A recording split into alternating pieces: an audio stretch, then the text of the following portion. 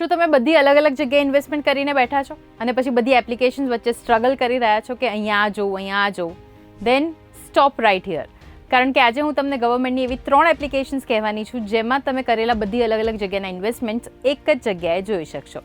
હાય, હું છું હેલી. બહુ ઓછા લોકોને ખબર છે કે 2025માં સેબીએ NSDL અને CDSLની સાથે કોલેબોરેશન કર્યું to introduce unified features in their applications. તો તમારા ફોનમાં NSDLની સ્પીડી એપ અથવા તો CDSLની માય ઇઝ એપ હોવી જોઈએ, ડિપેન્ડિંગ કે તમારું ડીમેટ અકાઉન્ટ કઈ કંપનીમાં છે. Next is AIS four tax payers.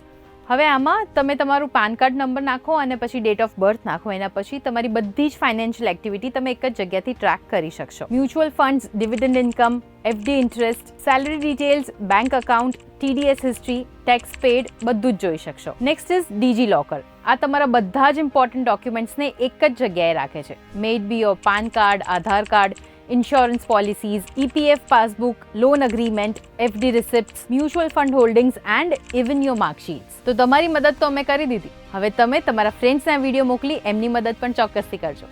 અને આવા જ ઇન્ફોર્મેટિવ ન્યૂઝ માટે તમે જોડાયેલા રહો ગુજરાત સમાચાર સાથે.